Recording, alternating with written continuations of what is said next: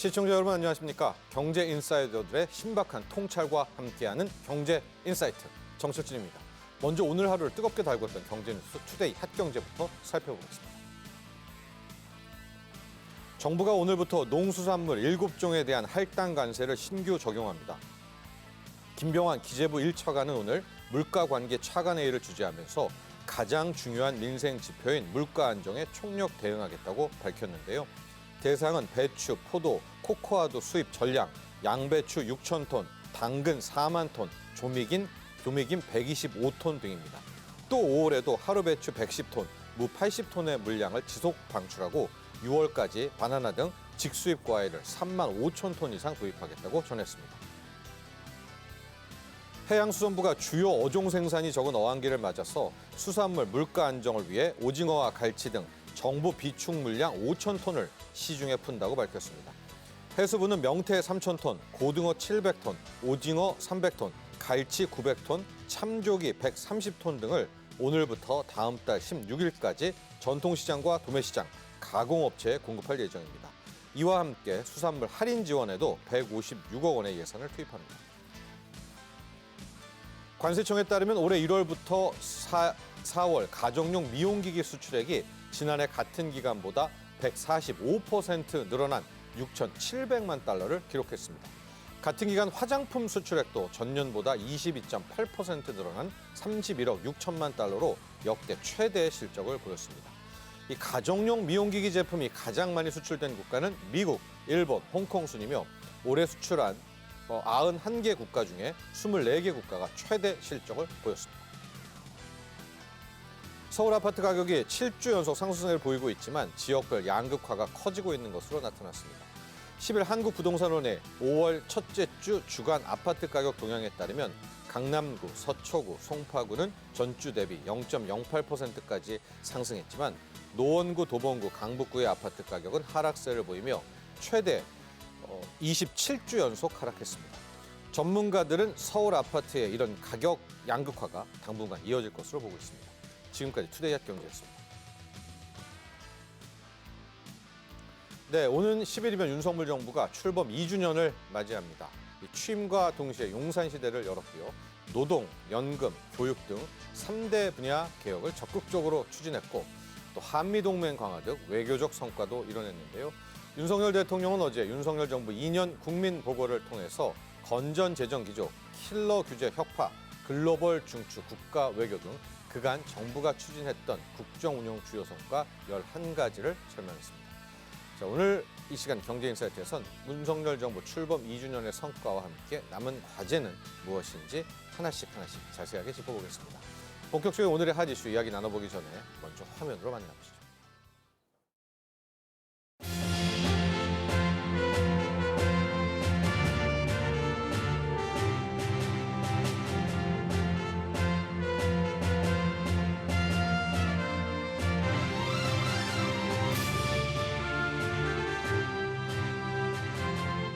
그동안 정부는 시장 기조와 건전 재정 기조를 정착시키고 우리 경제의 체질을 민간 주도 성장으로 바꾸는 데 집중해 왔습니다.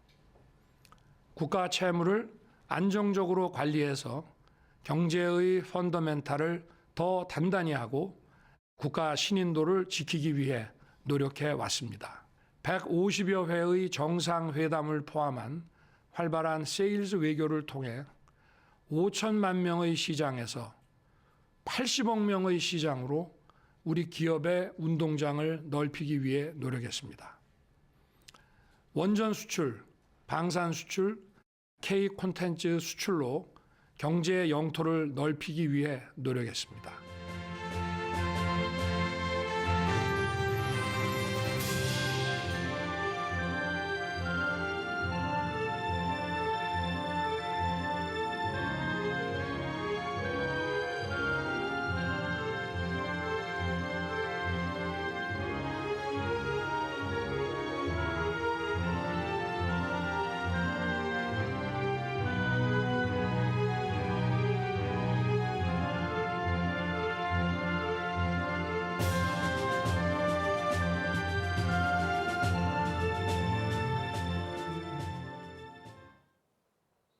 오늘의 경제 인사이트 두 분의 전문가와 함께합니다. 김대호 글로벌 이코노믹 연구소장, 이인철 참 좋은 경제연구소 소장 모셨습니다. 안녕하십니까?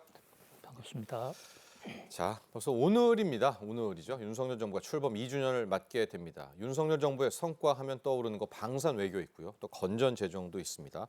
또 지속 가능한 약자들에 대한 복지들, 가령 뭐 기초급여 등 이런 것들이 떠오를 텐데 먼저 전반적인 총평을 우리 한 분씩 한테 듣고 하나씩 세부 내용으로 가도록 하겠습니다. 김대호 소장님, 이제 출범 2주년 최고의 성과는 이거였었다 하고 좀 부족했던 점, 미흡했던 점, 앞으로 해야 될 부분은 또 이거다. 한번 좀 이야기해 주신다면요. 2022년 꼭 2년 전이네요. 윤석열 정부가 국민들의 아주 많은 기대 속에 출범을 해서 이제 임기의 40%를 넘어갑니다. 우선 총론적으로 볼 때요. 경제 회복에 당시 출범할 당시만 하더라도 코로나 팬데믹 후유증이 만만치가 않던 상황이었습니다. 그런데 뭐 여러 가지 그 노력을 통해서 코로나 팬데믹 쇼크를 사실상 완전히 극복했다. 이런 평가 내릴 수가 있고요. 그 한 걸음 더 나아가 지금 거시경제 지표만 놓고 보면 적어도 성장이라든지 수출, 경상수지 이런 좀 큰 지표를 보면 마이너스에서 플러스로 또는 플러스 되어 있는 것은 그 상승률이 더 올라가는, 그래서 이것은 뭐 단순히 코로나 팬데믹 위기를 극복한 차원을 좀 넘어서 어떤 또 한 번의 성장의 가능성을 보여줬다. 이런 면에서 좀 높은 점수를 둘 수가 있을 것 같고요. 네. 또 하나는 경제 운영 방식입니다.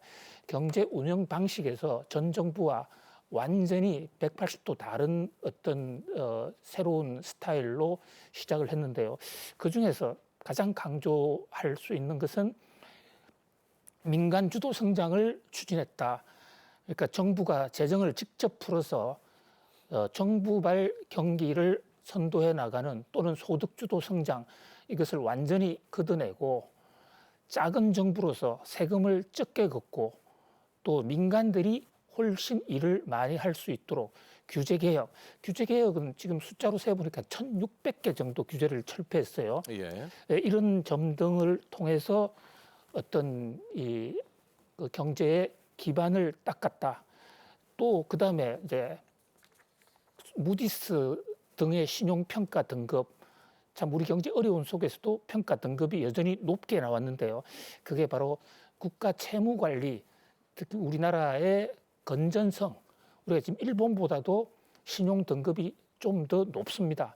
그런데 그런 면에서 코로나로 인해서 엄청난 수요가 있었음에도 불구하고 재정 집행의 수요를 욕을 먹어가면서까지 억제하면서 어떤 그 안정 기조로서의 확고한 의지를 보여줌으로써 무디스 등으로부터 신용 등급 점수를 높게 받았다. 뭐 이런 것은 높게 평가할 수 있겠습니다. 그러나 네. 이제 다른 한편으로는요. 네. 거시 경제 지표는 굉장히 높았는데 사람들 소리 와닿는 체감 경제 좀 좋지 않았고, 특히 물가가 여전히 높았고 식품 물가, 가공 물가 이런 게 높아서 일반 국민들은 아직까지도 거시경제 지표가 좋아진 것에 대한 실질적인 혜택을 못 받고 오히려 많은 사람들은 실질 소득이 물가 때문에 감소했다. 물론 물가가 미국이나 다른 나라보다는 물가 상승률이 지금 떨어져서 물가도 좀 잡았다고 볼 수는 있습니다. 그러나 이런 문제들 이제 그렇습니다. 뭐 이런 문제들이 문제로 지적될 수 있다. 이렇게 볼 수 있겠습니다. 자, 이인철 소장님도 같은 질문입니다. 이제 총평인데요. 아, 이런 점은 정말 경제 부분에서라든가 눈에 확 띄고 잘했다. 이런 부분은 앞으로 남은 2년 동안에 풀어야 될 숙제다. 좀 해주신다면요. 그래서 이제 임기 5년 가운데 이제 2년이 지나긴 했지만 온전히 뭐 현 정부의 성과다, 과오다라고 평가하기 이른 부분이 예. 사실은 이전 정부의 어떤 추진했던 정책을 좀 돌려넣기다 보니까 여소야대 국면에서 기득권의 반발 그리고 정치적 이제 대립이 있다 보니까 상당히 좀 지연됐던 부분이 있고요. 뭐 그럼에도 불구하고 3년 차를 맡고 있기 때문에 네. 마냥 이전 정부 탓만 할 수 없는 상황입니다. 그럼에도 불구하고 공과 과를 좀 따져보면 경제적인 측면에서 앞서 뭐 소득주도 성장에서 민간 주도의 이제 시장 경제 체제의 전환은 뭐 예. 높이 평가할 만하다. 물론 뭐 반도체 수출이 늘고 기조적으로 이제 수출이 되살아나는 것도 긍정적이고 그동안 이제 이전 정부에서 가장 힘들었던 게 집값 폭등에 따른 자산 양극화였거든요. 집값이 좀 안정됐고 그리고 징벌적 과세 수준의 세제 체계를 좀 합리적인 수준으로 개편한 데에 대한 노력은 아마 현 정부가 한 경제 정책 가운데 가장 잘한 것으로 이제 평가를 받고 있습니다. 예. 그럼에도 불구하고 이제 두 번째로 이제 좀 꼽자면 연금 개혁, 노동 개혁 그리고 의료 개혁의 경우에는 시도는 굉장히 좋지만 그러나 아직은 여전히 이제 기득권 카르텔을 깨지 못하고 있고 또 선거 참패로 인해서 동력을 좀 잃을까봐 우려하는 목소리가 있기 때문에 이게 가장 큰 이제 우려하는 부분이고 아마 가장 미흡했던 부분은 똑같습니다. 물가일 거예요. 이 고물가가 지금 이 3년째 이어지고 있습니다. 그렇네요. 자, 그러다 보니까 농축수산물, 먹거리에서부터 가공식품, 외식 물가는 전체 지표 물가의 2~3배 이상 지금 격차를 보이고 있는 상황입니다. 아마 현 정부 후반 가장 큰 과제를 꼽으라고 하면 물가 안정이 될 수밖에 없고요. 특히 좀 걱정되는 게 이번 총선 결과에 따라서 지금 야당이 밀어붙이고 있는 이제 기본소득 네. 1인당 25만 원을 지급하자라는 안이 전체 규모로 보면 뭐 13조 원 이상 이제 시장에다 돈을 투입하는 것이어서 이게 물가에 기름을 붓지 않을까라는 이제 우려가 되고 또 하나는 이제 이렇게 대치 국면이 지연되다 보니까 21대가 최악의 성적을 냈다. 국회로서의 입법기관으로서의 실정이 그대로 다 녹아나는 대목인데요. 가장 시급한 민생 법안들조차도 지금 다 폐기될 위기에 처해 있습니다. 유통산업발전법, 뭐 예금자 보호법과 같이 정말 쟁점이지 않은 법안들조차도 지금 폐기 처분될 위기에 있다라는 것. 그래서 3년 차를 맞는 이제 현 정부의 경우에는 세계적인 삼구 현상 속에서도 과연 이 위축된 내수 그리고 민생 경기를 살리기 위해서 여소야대 국면에서 국회에 얼마나 협치를 해 나갈 수 있는지 또 정말로 이제 2년 동안 추진했던 그 개혁의 결과 성과물이 국민들이 과연 체감할 수 있는지를 이끌어내는 게 과제라고 봅니다. 알겠습니다. 자, 저희가 그래서 오늘도 전반부에는 잘했던 점들 위주로 조목조목 하나씩 보고요. 이제 후반부에는 앞서 말한 것처럼 물가 안정, 또 민생의 체감 경기를 더 높이기 위해서는 어떻게 해야 될까 이런 과제 부분에 대해서 이야기 나눠보도록 하겠습니다. 김대호 소장님, 수출 같은 경우에도 드라마틱하게 역전했어요. 한 1년 반 전만 해도 수출이 안 올라와서 어떡하지 하다가 최근 한 반년간은 계속해서 올라오고 있고요. 특히 올 1분기 보면 경제 성장률이 깜짝 성장률입니다. 우리가 깜짝 실적 이런 표현을 많이 쓰는데 1.3%까지 올라왔었습니다. 수출과 경제 성장 이 두 분야에 대해서 평가 부탁드립니다. OECD 36개 회원국이 있는데요. 경제 규모가 좀 작아서 비교 불가능한 나라를 빼고 진짜 선진국들만 비교할 때 현재 수출 또 성장률은 단연 지금 세계 1위다 이렇게 볼 수가 있어요. 예. 작년까지만 하더라도 아주 하위권에 처져 있었는데 네. 이렇게 빠르게 살아났다. 이것은 세계 경기가 활성화된 측면도 물론 있습니다. 경기 사이클적인 측면도 있어요. 그러나 물 들어올 때 노 젓는다는 말이 있듯이 사실 이 정부가 그 수출 진흥 확대 회의를 수차에 걸쳐 했고 특히 민간 기업의 수출 애로 사항을 들어주기 위해서 많은 제재와 규제를 풀었으며 수출 금융도 엄청나게 지원을 했습니다. 그런 것들이 서로 맞물려서 수출을 늘렸다. 성장률 같은 경우는요. 지금 1분기에 1.3 성장했다고 그러니까 1.3이 뭐가 높으냐 이렇게 생각할 수도 있어요. 네. 왜냐하면 미국은 지난번에 작년에 2.5% 거의 3% 가까이 성장하지 않았느냐. 그런데 성장률 추계 계산하는 방식이 달라요. 미국은 전년 동기 대비 1년치 성장률을 계속 발표합니다. 그런데 우리는 바로 지난 4분기에 비교를 하니까 1.3으로 나온 이것을 연율로 환산을 하면 단순하게 하면 4를 곱할 수가 있어요. 그럼 4% 정도에 된다. 뭐 실질적으로는 3% 중반은 성장을 했거든요. 그런 면에서 아주 내수는 아직 본격적으로 살아나지 않았지만 우리 경제가 수출 주도형 경제라는 걸 놓고 볼 때 외형적으로는 완전히 그 침체 기반에서 벗어났다 이렇게 볼 수 있습니다. 네. 특히 반도체 수출은 여러분께 저희들의 경제 인사이트에서 많이 이야기를 했었죠. 작년 10월을 기점으로 정말 대역전 드라마를 썼었습니다. 작년 9월까지만 해도 와 수출 왜 이렇게 안 돼? 뭐 경상수지 적자 막 이렇게 하다가 10월부터 수출이 턴하면서 한국 경제 탄력을 받았고 이제 수출이 도와주면서 올 1분기에는 화려하게 부활을 했습니다. 이런 기조가 2분기, 3분기까지도 계속 이어나가기를 바라겠습니다. 이인초 소장님, 두 번째로 좀 많이 언급되는 게 건전 재정이었었고요. 이 부분은 뭐 S&P 같은 세계 국제 평가사에서도 신용 평가사에서도 재정에 대한 노력들은 좀 인정하는 것 같습니다. 맞습니다. 네. 아마 이제 현 정부가 가장 잘했지만 일부에서는 또 쓴소리를 듣고 있는 게 네. 이 바로 이제 건전 재정인데요.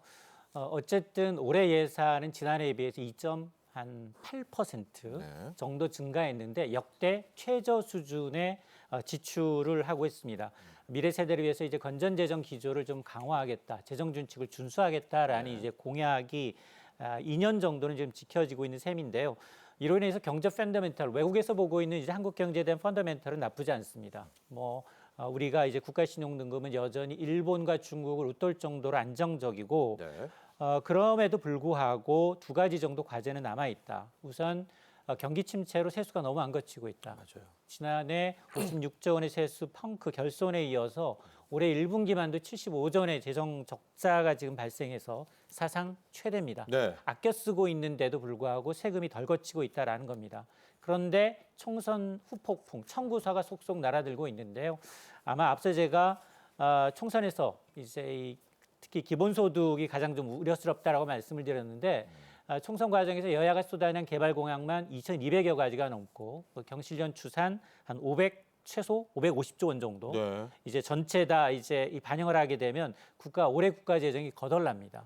자, 그러다 보니 지금 사실은 이제 기본소득에 대해서는 여론조사 결과 팽팽해요. 네. 받아야 된다, 아니다, 선별적으로 어려우신 분만 이제 지원해야 된다라는 의견이 엇비슷한데 워낙에 야당이 강하게 밀어붙이고 있기 때문에 실현될 가능성이 좀 높아 보이는데 문제는 이미 우리가 아껴 쓰고 절약하고 재정 준칙을 준수하고 있지만 지난해 말 기준 국가 채무 비율은 50%를 네. 넘어섰습니다. 코로나19 이전만 하더라도 40% 수준이었는데 이전 정부 5년 사이에 450조 원에 달하는 부채가 늘었습니다. 자, 그러다 보니 이렇게 빠른 속도로 늘어나고 있는 증가 속도에 대한 우려의 목소리는 상당하게 높기 때문에 재정 준칙이 지금 법제화가 되지 않았거든요. 그러면 이 선진국 대부분이 지금 채용을 하고 있는 이제 이 재정 준칙을 조속히 여야가 좀 통과시켜서 이 방만한 재정, 이 씀씀이는 좀 제동을 걸 수 있는 장치가 좀 마련이 됐으면 좋겠습니다. 네.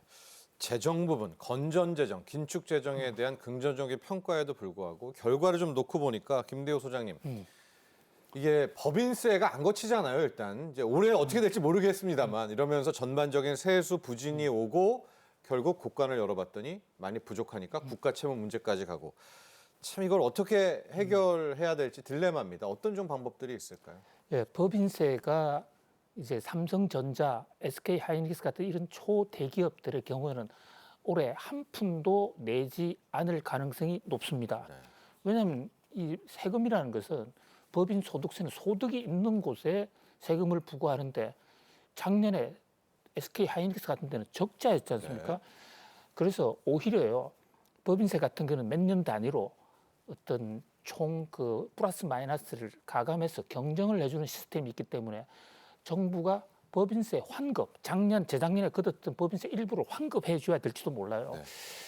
근데 그런 요인 때문에 세수에서 가장 많은 비중을 차지하는 법인세가 대기업들의 법인세가 안 거칠 가능성이 높기 때문에 올해 재정에 빨간불이 들어왔습니다. 네. 예, 그러나 그럼에도 불구하고 이제 이 기업들이 흑자 반전이 되고 있기 때문에 또 실제로는 벌써 작년 4분기, 올 1분기부터 반전이 되고 있기 때문에 1년의 고비만 지나면 법인세는 다시 원점 회복 또는 뭐 추가로 더 많이 거칠 수도 있다. 그래서 충분히 이것은 일시적으로 비상조치를 통해서 극복할 수 있으리라고 봅니다. 예. 그리고 1분기에 현재 지금 뭐 세금이 안 거쳤다 또는 재정 지출이 많았다 그런데 이것도 자세히 들여다보면 경기 부양을 위해서 또 선거 때문에 수요가 많아서 1분기에 재정 지출이 2분기, 3분기 할 걸 좀 앞당겨 지출한 그런 대목도 있어요. 미리 사용했다. 예. 네. 그래서 2분기, 3분기 가면 좀 조절이 될 수 있다. 이렇게 봅니다. 물론 어렵겠지만 그러나 이것 때문에 재정이 파탄된다든지 이런 사태는 없고 충분히 관리해 낼 수 있다. 문제는 이제 이를테면 뭐 기초연금 금액을 이제 40만 원으로 30에서 40만 원으로 정액한다든지 이런 어떤 대규모 재정 지출에 대한 이것이 이제 정치적인 쟁점이 되어 있는데 이 부분에 대해서 정치적으로 타협을 잘 못 해내면 이 부분에서 그 수요가 폭발할 가능성이 있는데 그렇게 되면 감당하기가 좀 어려울 수도 있습니다만은 그러나 뭐 윤석열 대통령이 이번 2주년 기자회견에서도 건전 재정에 관해서는 확고한 의지를 밝히고 있기 때문에 뭐 충분히 관리 가능하다. 우리가 특히 코로나19 당시에 우리 경제가 굉장히 어려워서 그 당시에 레고랜드 사태 등으로 인해서 경제가 바로 무너질 듯한 그런 위기도 넘어서는데도 재정 지출이 비교적 많았는데 경제가 좋아짐으로써 그런 데 대한 수요는 좀 줄어들었기 때문에 어렵지만 헤쳐나갈 충분히 자신이 있다 이렇게 봅니다. 네, 알겠습니다. 이 재정에 대한 이야기를 또 해줬습니다. 이 재정의 경제 문제이기도 하지만 김대호 소장께서는 22대 국회와의 이 접점, 해결해야 될 게 많아서 또 정치적인 문제의 성향도 함께 갖고 있다. 윤석열 정부가 풀어야 될 숙제다. 이런 점을 지적해 주셨고요. 이인철 소장님, 이제 우리가 외교 쪽으로 가봐야 될 것 같아요. 이 외교적인 성과는 결과적으로 세일즈 외교, 그리고 이제 K방산 원전 외교, 이제 이렇게 이어지는 것 아니겠습니까? 크게 있어서의 현 정부, 지난 1년 동안 8차례 13개국을 순방을 했었는데 윤석열 대통령이 한번 외교 정책 짚어주시고 점수를 좀 매겨준다면 크게 세부 조항은 저희가 2부에 가도록 할 텐데 여기까지도 한번 이야기해 주시죠. 맞습니다. 이제 신삼고 현상이 이제 세계적인 현상입니다. 그러면서 이제 전반적으로 보면 세계 경제가 전부다. 이제 고물가를 잡기 위해서 굉장히 이제 강도 높은 긴축을 했다가 사실은 지금 경기 회복 과정에서는 서로 차이가 날 수밖에 없거든요. 자, 그럼에도 불구하고 우리나라의 경제 지표 상은 빠른 회복세가 맞습니다. 뭐 1분기에 깜짝 성장세를 바탕으로 해서 세계 기구가 속속 올해 성장률 전망치를 상향 조정하고 있고 정부 기재부 역시 아마 수정 전망을 통해서 올해 경제 전망을 낙관적으로 보고 있습니다. 특히 이제 이제 현 정부도 마찬가지고 국제신용평가사인 스탠다드 푸어스는 우리가 아마 이제 2017년 국민소득 3만 달러 시대에 도입을 했지만 그동안 늘 3만 시대에 갇혀 있었거든요. 근데 아마 2년 후 2026년 정도가 되면 현 정부 임기 내 4만 달러 돌파도 가능하지 않겠느냐. 정부도 그렇지만 스탠다드 & 푸어스도 비슷하게 지금 보고 있는 것 같습니다. 네. 경제 지표 회복의 1등 공신이 이제 수출이에요. 반도체 수출이 살아나면서 7개월째 수출은 플러스고 무역 수지 역시 거의 1년 가까이 11개월 연속 흑자 기조를 이어가고 있습니다. 외국인들의 이제 국내 투자도 지난해는 사상 최대를 기록하고 있습니다. 올해도 나쁘지 않습니다. 맞습니다. 네. 어쨌든 이제 이 대외 해외 이제 영업사원 대한민국 영업사원 1호를 자처하면서 거의 100개국에 가까운 그리고 150여 회 이상의 정상회담을 통해서 정부 추산 세일즈 외교를 통해서 한 120조 원 이상의 경제적 성과를 창출했다라고 보고 있는데요. 네. 특히 원전 부분, 방산 부분, 네. 그리고 이제 이 K 컬처 부분에 대한 이제 성장세가 고무적인데 물론 뭐 이 전쟁이라는 특수성도 물론 있습니다. 그럼에도 불구하고 K 방산의 위상은 상당히 좀 두드러지고 있는 상황이고 이런 국제 정세의 빠른 흐름을 좀 정확하게 읽고서 조금 안보 동맹을 높여서 공급 조금 다변한 것들, 유럽적 일변도의 정책에서 다변한 것들이 조금은 이제 성과를 내고 있는데 그럼에도 불구하고 이 122조라는 이 성과는 대부분 구속력이 없는 약속. 이게 구두 약속이기 때문에 네. 이걸 어떻게 지금 체결로 직접적인 계약 체결 서명으로 이끌 수 있을지 수출 금융이라든가 지금 후속적으로 민관이 협력해야 될 부분들을 얼마나 팔로우업을 해야 되는지가 숙제입니다. 자, 김대호 소장님, 윤석열 대통령이요, 이 현재까지 올해까지 보니까 총 97개국 정상들과 153차례 회담. 아마 회의 같은 데 가서도 참 많은 다자간 또 1대1 정상회담을 했었습니다. 외교적인 성과 부분 좀 평가해 주시고 저희는 또 경제 인사이트 아닙니까? 이게 외교는 결국 또 이제 세일즈 외교, 경제 성과로 가게 되니까 이 세일즈 외교 부분까지도 함께 이야기해 주시죠. 예, 본인 대통령 당신께서 스스로 나는 그 제1호 세일즈맨이 되겠다라고 취임 때도 약속을 했고 실제로 엄청난 해외 순방을 강행을 했습니다. 네. 그야말로 5대양 6대주를 돌아다니면서 뭐 특히 기억에 남는 사건 같은 경우는 워싱턴 DC에 한미 정상회담을 하러 갔는데요.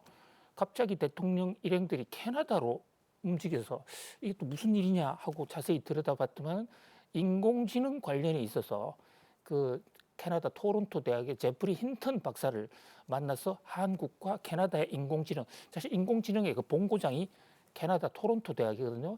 예. 뭐 그런 정도에까지 세심하게 신경을 썼다. 네. 뭐 나름대로 그 상당한 지평을 만들었고 또 원 방산의 경우는 사실 방위 산업은 우크라이나 전쟁이 또 있었지만은 국가적으로 정치권에서 최고 지도자가 뛰지 않으면 방산은 사실 수주가 상당히 어렵습니다. 네. 그런 면에서 폴란드라든지 또 뭐 호주 그밖에도 많은 나라의 방산의 물꼬를 튼 것은 이것은 뭐 상당한 세일즈맨으로서 상당한 업적을 남겼다.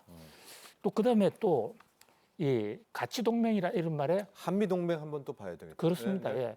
미국과의 동맹이 좀 흔들리고 있었는데 네. 미국과 실질적인 관계하면서 특히 반도체 동맹 그래서 한국, 대만, 일본 이런 것을 하나로 엮는 그런 사실 반도체 같은 경우는 우리가 메모리에서 가장 앞선다고 그러지만 우리 혼자서만 절대 할 수 없는 것이거든요. 네.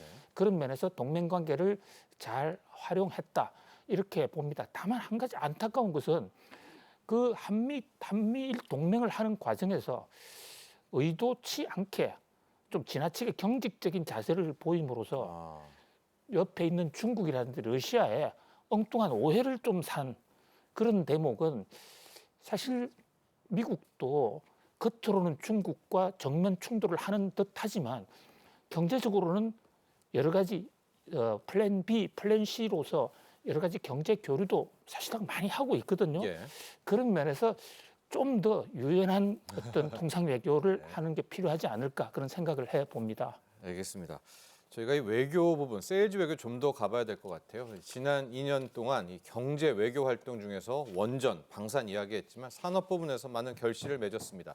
특히 원전 최강국으로 우리가 도약을 하면서 이 원전을 다시 방산 수출 이렇게 이끌었죠. 이 K마크를 달면서 외신의 주목을 또 받기도 했습니다.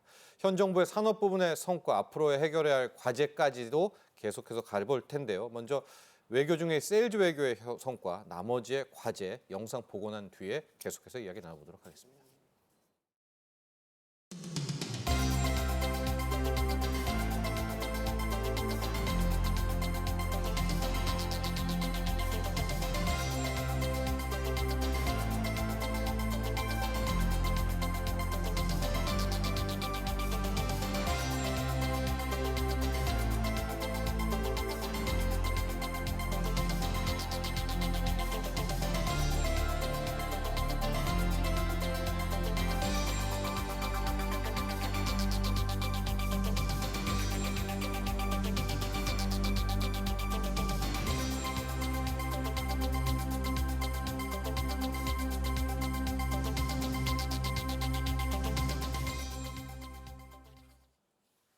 네, 이인철 소장님, 이게 방산 외교, 원전 외교, 그러니까 세일즈 외교와 산업 부분과 좀 겹치는 부분입니다. 원전 쪽인데요. 일단 원전의 생태계를 다시 복원했다는 점, 이와 함께 이 원전을 가지고 세일즈 외교, 이제 수출 성과를 올렸다는 점들, 이 부분 한번 이야기를 해주시고 또 평가를 해주시죠. 아마 이제 전 세계적으로 이제 잇따른 전쟁, 기상이변, 여기다가 이제 에너지 안보 등을 이유로 주요 선진국들이 어쨌든 탈원전에서 벗어나서 생태계, 원전 생태계를 좀 복원하는 시점에 시적절했다. 정부가 이제 탈원전 정책을 폐기하고 원전 생태계를 복원하기 위해서, 원전 최강국의 위상을 드러내기 위해서 추진했던 것들이 현 정부에서 서서히 성과가 드러나고 있다라고 이제 말씀을 드릴 수 있는데요. 네. 내부적으로는 신한울 3, 4호기 건설을 재개했습니다. 그리고 그동안 이제 기존 원전 이제 10개에 대해서 폐기해야 되느냐 말아야 되느냐를 놓고 고민했습니다만 계속 운전을 추진하는 것도 어쩌면 수출 산업, 원전 산업에 대한 의구심, 강국의 의구심을 좀 지우는 데 한 몫을 했고 수출도 가시적인 성과가 나오고 있습니다. 지난 정부 5년 동안 원전 수출은 6천억 원, 네. 6천억 원 정도에 지나지 않았지만 지금 뭐 이집트부터 루마니아까지 이미 이제 한 4조 원 가량의 예. 이제 원전 프로젝트와 리모델링 수주를 따냈고 지금 남아 있는 게 체코인데요. 꽤 큽니다. 체코는 원전 1기 신규 건설에서 4기까지 확대하고 있는데 당초 사업비가 9조 원이었는데 한 30조 원 가량 좀 늘려나갈 것으로 봐서 아마 이게 수주에 우리나라가 성공하게 되면 지금 프랑스와 2파전을 벌이고 있는데 제2의 바라카 원전에 해당하는 대형 국책 사업이 될 것으로 보이고 네. 특히 우리가 잘하고 있는 부분, 이 SMR, 이 소형 모듈 원전, 4세대 원전에 대한 이제 투자를 더욱더 늘리게 되면 우리나라 이제 원전에 대한 입지는 좀 탄탄해질 것으로 기대를 하고 있는데, 근데 원전은 이제 안전성이 중요합니다. 네. 그만큼 지속적인 발전을 위해서는 사용 후 핵연료를 어떻게 또 처리할 것인가에 대한 문제가 남아 있거든요. 이 사용 후 핵연료 관리와 방사성 폐기 관리를 포함한 이게 지금 법제화가 지금 좀 지연이 되고 있는 부분이 있습니다. 이 부분에 대해서 아마 입법부 행정부 간 긴밀한 협력이 좀 필요한 상황입니다. 네. 원전 다뤄봤고요. 김대호 소장님, 아마 이제 반도체 같은 경우는 이제 원래 우리가 잘해왔기 때문에 현 정부에서 반도체를 잘했어. 이제 이렇게 평가하기는 좀 그렇고요. 뭐 화장품도 원래 좀 잘해왔었고 아마도 이 분야는 윤석열 정부에서 꽤 트레이드 마크가 될 것 같다. K 방산 분야입니다. 방산 쪽은 최근 2년간 아마 우크라이나 전쟁도 있고 뭐 그랬을 것도 같은데 지금 세계 10위, 세계 8위권 안으로도 이제 우리가 진입하려고 하고 있습니다. 그렇습니다. 사실 방위 산업의 우리 기술력은 꾸준히 개선 향상이 돼서 상당 수준 올라갔습니다만은 네. 그러나 그것은 국내에서만 알려져 있고 국제사회에서 한국의 무기를 쓴다 또 방위용 어떤 시설을 설치한다는 것은 아주 먼 미래로만 알려졌는데 이 대목에서 우리 통상 외교의 성과가 상당히 컸다 네. 이렇게 볼 수 있습니다. 아예 국정 지표에서 방위산업 육성과 방위산업 수출을 목표로 했고 또 이게 순방위 외교에서도 실제로 주요 목표가 됐던 것이거든요. 특히 유럽에서 있었던 많은 산업 방산 전시회 같은 게 있었는데 과거에 전혀 참석하지 않던 우리나라 업체들이 과감하게 모든 제품을 선보였고 거기서 큰 인기를 얻었습니다. 특히 어떤 이 외교를 통해서 우리가 이 방위산업 물건을 수출을 하기 위해서는 우리의 방위산업 시설이라는 게 상당 부분 미국의 조건부 상태로 기술 도입을 돼서 우리가 그것을 추가로 발전시켜 온 것이기 때문에 동맹국과의 협의가 없으면 물건을 팔기가 상당히 어려운데 원천 기술이 미국이었으니까. 그렇습니다. 예. 근데 그런데 이제 한미 동맹의 질을 강화함으로써 그것을 팔 수 있는 외교적 지평을 닦았다. 이 대목 사실 숨겨진 하나의 우리 정부의 노력이다. 예. 어쨌든 지금 방산의 이 수주 규모가 한 해 수주 규모가 150억 달러 이상에 넘어가는 그런 어떤 아주 그 혁신을 했고 특히 한국의 방위산업 기술이 세계에서 가격에 비해서 너무 좋다라는 사실이 이번에 확연히 드러났기 때문에 가성비라고 하죠. 예, 네. 앞으로 상당히 한국 방위산업은 탄력을 받을 수 있을 것으로 보입니다. 다만 이것을 너무 자랑을 하면 우리나라 국가 이미지가 네. 좀 뭐 전쟁을 먹고 사는 나라냐 네. 이렇게 오해를 받을 수 있기 때문에 조금 조심을 할 필요가 있고 또 하나는 이 방위산업이 우리가 서로 수출 계약을 맺어도 그것이 연불금융이라는 형태로 현찰이 바로 들어오지가 않기 때문에 그에 따른 우리 관련 금융산업도 좀 체계를 더 잡아야 된다는 이런 과제도 동시에 안고 있다 이렇게 볼 수 있습니다. 그래서 21대 국회에서는 이제 수은법 개정을 통해서 자본 확충도 해줬지만 이것도 이제 부족하다는 게 방산업계의 반응입니다. 22대 국회에서 한 차례 더 자본 확충에 대한 수은법 개정도 기대를 해보면서 방산 이야기까지 해봤고요. 이젠 좀 시선을 우리 안쪽으로 좀 돌려보도록 하겠습니다. 이인철 소장님, 24차례 민생 토론회를 가졌었고요.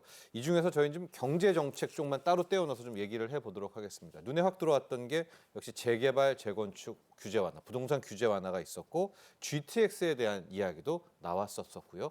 민생 토론회에서 나왔던 분야 중에서 경제 쪽 몇 가지들 한번 볼까요? 그렇습니다. 아마 이제 올해 이제 윤석열 대통령의 이첫 민생 횡보는 한국거래소에서 출발을 했어요.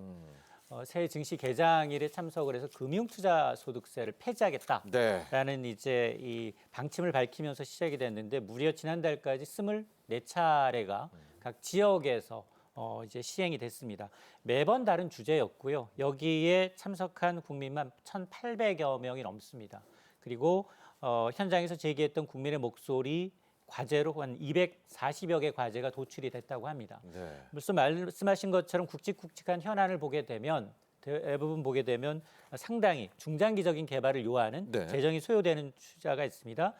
재건축 재개발 규제 완화를 포함해서 국가장학금 대상을 좀 확대하는 방안, 또 GTX 라인, ABC 라인에 의해서 맞아요. DEF 라인까지 DEF.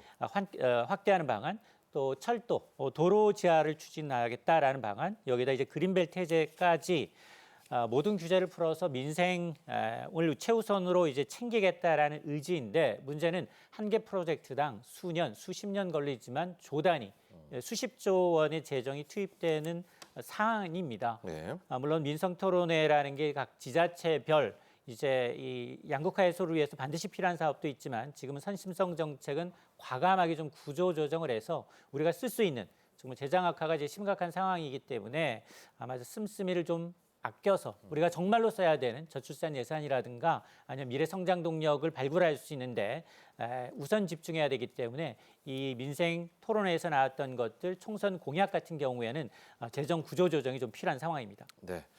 김대호 소장님, 이번에는 3대 개혁으로 가야 될 것 같아요. 이제 3대 개혁 빼놓을 수가 없습니다. 원래 이 3대 개혁, 노동개혁, 연금개혁, 교육개혁, 어떤 정부든 하기가를 싫어합니다. 왜냐하면 아무리 좋은 일이어도 그 개혁을 하는 순간 그 정부는 인기가 떨어지게 되는데 연금 개혁을 일단 박차를 가하고 있습니다. 저희 프로그램에서도 국민연금 개혁 안들에 대해서 자세히 소개를 해줬었는데요.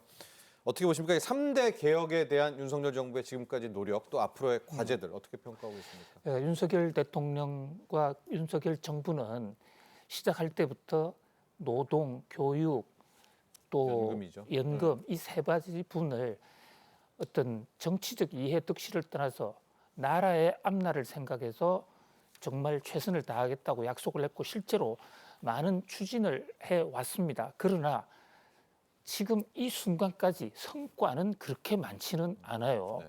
연금개혁도 그렇게 노력을 했는데 이게 결국은 국회에서 가야죠. 법을 예. 바꿔야 되니까. 예, 네. 국회에서 마지막 합의에 결렬이 돼서 네. 윤석열 대통령도 22대 국회로 넘기겠다. 그러나 재임 중에는 반드시 하겠다라고 약속을 한 상태입니다. 특히 연금은요, 이 지금 개혁을 하지 않으면 이 빚이 자꾸 쌓여서 후손들에게 불편한 것뿐만이 아니고요. 그로 인한 적자 예상액이 누적이 되면 그거로 인해서 바로 국제 신용평가사들이 지금 이 당시에 우리나라 신용 등급을 떨어뜨릴 수가 있는 것이거든요. 예. 그렇기 때문에 매우 시급하다. 그다음에 노동개혁은 뭐 일부 어떤 상당한 방향을 제시했고 교육 같은 부분에서도 카르텔 뭐 타파를 위한 그런 노력을 했습니다만은 맞습니다. 그러나 대통령이 생각한 그 당초의 뜻에 비하면 아직은 시작 단계다. 그리고 그 지금 앵커님 잘 지적해 주신 대로 지난번에는 어떤 국회를 통과해야 되는 개혁은 법을 통과해야 되는데 여소야대 때문에 하지 못한 측면도 많습니다. 그런데 이제 또 여소야대가 됐으니까 네. 이제는 정면 돌파를 해야 된다. 가서 인기가 있든 없든 이것이 나라의 앞날과 우리 국민을 위해서 어떻게 필요한 일이다. 국민을 보고 또 그것을 야당도 잘 설득시키고 그것 자체가 하나의 정치력이 아닐까. 역사적 평가는 연금개혁, 노동개혁, 이 교육개혁 이 3대 개혁을 어떻게 해내느냐에 따라서 윤 대통령의 평가가 달라지지 않을까 그런 생각을 해봅니다. 네. 3대 개혁에 하나 더 하면 4대 개혁, 의료 개혁일 텐데요. 이인철 소장님, 저희가 의료 개혁은 따로 시간을 내서 많이 다뤄왔습니다. 어떤 해법이 있을까요? 또 어떻게 이 국면을 풀어나가야 될까요? 맞습니다. 지금 뭐 의료개혁 그리고 연금 개혁, 교육 개혁 그 중심에 있는데요. 네. 윤석열 대통령은 사실 이제 이 의대 증원 2,000명 증원을 비롯해서 이 의정 갈등에 대해서 어제 어떤 얘기를 하셨느냐? 자유민주적으로 설득하고 풀어나가겠다. 네. 그러면서도 로드맵에 따라서 의료 개혁의 길을 뚜벅뚜벅 걸어나가겠다라고 했거든요. 네. 사실 전 국민이 대다수 국민이 원하고 있는 개혁입니다. 그럼에도 불구하고 지금 이 의사 단체들의 반발이 만만치가 않은 상황인데 어쨌든 국민이 압도적으로 이제 지지하고 있다. 방향성이 맞기 때문에 네. 정부가 얼마나 이제 협상력을 발휘하느냐가 관건이거든요. 숫자에 고집하지 말고 2,000명이라는 숫자에 고집하지 말고 또 의사들도 마찬가지입니다. 지금 의사들을 대변하는 목소리가 제각각이에요. 그러다 보니까 지금 의대 정원을 대폭 늘려야 한다라는 이제 국민적인 공감대가 압도적으로 많은 만큼 의사들도 의대 증원의 필요성은 좀 공감을 하고 대화에 임해야 되겠고요. 특히 의사가 환자의 생명을 목숨을 담보로 해서 이제 투쟁의 수단으로 삼는다. 이건 굉장히 경계해야 됩니다. 장기화될수록 국민들로부터 좀 멀어질 수 있다라는 점을 좀 새겼으면 좋겠고 정부도 이제 의료계도 마찬가지로 환자들이 치료받을 권리가 이제 최우선 고려 상황이다라는 점을 감안해서 이제 이 대화의 물꼬를 좀 터서 가능한 한 이른 시일 내에 좀 합의점을 도출해야겠습니다. 네. 자, 이제 좀 정리를 해봐야 될 것 같은데요. 지난 2년 그리고 앞으로의 2년까지 중에 경제 분야에서는 이 문제를 빼놓을 수 없겠습니다. 바로 민생의 체감 경기입니다. 뭐 체감 물가, 체감. 이 매크로 지표, 수출, 경제 성장이 올라오고 있지만 아마 고물가 때문인 것 같은데 국민들이 직접 느끼는 이 경기가 참 이게 쉽게 올라오지가 않습니다. 그래서 우리 두 분의 전문가께도 이걸 또 어떻게 풀어가야 될지, 또 가는 길의 복병들, 가령 자영업자들의 천조원 부채 해결 문제 등등이 함께 엮여 있지 않습니까? 김두효 소장님, 참 이 체감 경기 높인다는 게 너무도 어려운 것 같아요. 이게 성과가 나와도 국민들이 이 참 느껴야지 이게 되는 건 아니겠습니까? 예, 근데 이제 거시경제 지표가 수출 또 성장 성장률. 이런 네. 게 좀 좋아지면 그것이 일정 시차를 두고 체감에 영향을 주기 때문에요. 우리 경제가 지금 마이너스에서 플러스로 앞턴한 게 한 11개월, 1년 정도거든요. 그랬죠. 예, 그렇기 때문에 한 앞으로 6개월 내에 본격적으로 조금씩은 좋아질 것으로 기대합니다. 그런데 이제 가장 문제가 물가인데 물가가 높으면요. 이게 실질 소득이 감소합니다. 최근 2년간 정부 발표의 소비자 물가만도 6.7%가 올랐는데 소득은 별로 증가하지 않고 오히려 어떤 부분에서 뭐 일용직 같은 분들은 소득이 굉장히 감소했거든요. 실질 소득은 더 감소하는 겁니다. 네. 이제 그렇다 보니까 이 물가에 대한 고통이 상당히 크고 이것이 민생이 불편한 것으로 느껴지는 최대 암적 요인으로 지금 작용을 하고 있는데요. 뭐 윤석열 대통령도 2주년 회견에서 앞으로 모든 것을 이 물가 등 민생에 잡겠다 예. 이렇게 다짐을 했어요.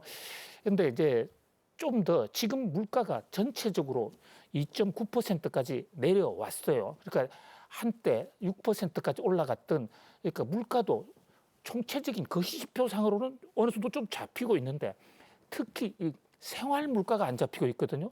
먹거리, 사과부터 시작돼서 배, 귤, 뭐 돌아가면서 최근에는 김까지도 지금. 근데 이런 대목은 유통 단계에서부터 좀 세밀한 관리가 필요하다. 뭐 정부가 이 통제를 하라는 얘기가 아니라 예. 어떤 수요 공급 상태를 좀 잘 보고 특히 농산물의 경우에는 장단기 수급을 좀 더 또 수입 자유화 등 어떤 대외 부분까지도 연결하는 좀 신속한 정책이 필요할 것으로 보여집니다. 그렇습니다. 자, 지난 2년에서도 중요했고 앞으로 2년에서도 중요한 부분 역시 민생입니다. 민생. 국민들이 느끼는 이 체감 경기. 인천 소장님 쉽지 않은 문제예요. 왜냐하면 이 물가 잡는다는 것도 이게 우리의 문제라기보다는 대외적이라든가 이상기후라든가 이게 결합되어 있기 때문에 정말로 더 풀기 어려운 딜레마가 되는 건 아니겠습니까? 앞으로의 2년 반 동안 또 어떻게 헤쳐나가야 될까요? 맞습니다. 지금 우리 국민 10명 가운데 8명 정도가 이제 민생이 예전보다 좀 어려워졌다. 네. 1년 전보다 어려워졌고 이 가운데 가장 심각한 문제가 이제 물가라는 데는 이견이 없습니다. 이거 뭐 전 세계적으로 공통적인 현상입니다. 기상이변에 따른 어떤 이제 작황부진도 분명히 이제 요인이고요.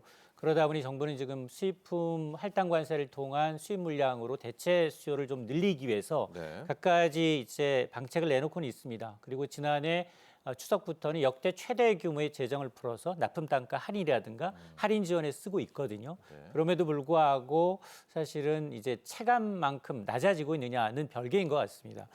사실은 뭐 단기적으로 이제 이 과일 채소가 값이 많이 올랐기 때문에 이걸 뭐 수급 조절하거나 수입 확대하라는 건 불가피한 상황입니다. 그러다 보니 오히려 농가들은 아니 흉년 들 때는 갈아엎어야 되고 그렇죠. 또 흉년이 들면 이런 식으로 수입하게 되면 누가 농사를 짓겠느냐 하소연하고 있는 것도 맞거든요. 자, 그래서 뭐 유통구조 개선을 통한 이제 체감 물가를 낮추는 작업도 물론 필요합니다만 중장기적으로 보면 이제 기상이변은 상수로 둬야 될 것 같아요. 이제 예전보다도 더 많은 횟수에 더 큰 타격을 줄 가능성이 높고 네. 그럴 때마다 그러면 우리가 외국에 손을 내밀어야 할 것인가에 대한 이제 식량 안보 차원에 우리가 이제 정말로 선택과 집중이 좀 필요하다. 사실은 뭐 수입 농수산물 우리가 다 자급자족이 가능하냐? 그건 불가능합니다. 그렇다면 우리가 잘하는 것, 정말로 특수 상황에서도 우리 국민들이 소비할 수 있는 핵심 물자에 대해서는 그 적정 수준의 농축산물은 좀 유지하는 정책이 좀 필요해 보이고요. 그렇다면 우리가 잘하는 건 뭐냐? ICT 기술이에요. 네. 그래서 스마트팜을 늘 얘기합니다. 똑같은 조건에서도 이렇게 기후 변화에 맞춰서 품종을 개량한다든가 고품질, 그 좋은 예가 바로 딸기와 배 같은 건 한국이 가장 맛있습니다. 돈 주고 웃돈 주고 사가고 있거든요. 자, 그런 걸 감안해서 우리가 정말 이제 이 전체 대기업 세계적인 대기업농과 경쟁이 안 되기 때문에 선택과 집중을 통해서 고품질, 부가가치의 작물을 늘려서 우리의 이제 식량 안보만큼은 일정 부분은 지켜야 되는 그런 상황입니다. 소상공인 대책도 필요할 것 같죠. 예, 소상공인 부분들에 있어서도요. 여기에 대해서도 이제 3대 패키지 이런 것들도 함께 작동한다라고 하고 있고 끝으로 김대호 소장님 앞으로 남은 하반기 2년 반 동안에 이거 하나다 짧게 좀 말씀해 주신다면 경제 부분에 있어서는 예, 저는요, 여론을 수렴하는 소통도 좋지만 정부가 민생 토론을 한다, 무슨 정책을 폈을 때 우리가 이것을 왜 하고 이것이 국민 경제에 어떤 영향을 줄 것인가를 충분히 설명한다면 소통. 예, 그 진짜 그것은 양방향 소통이죠. 예. 그것을 한다면 여소야대의 그 상황도 돌파할 수 있고 국민들의 전폭적인 지지를 끌어낼 수 있다.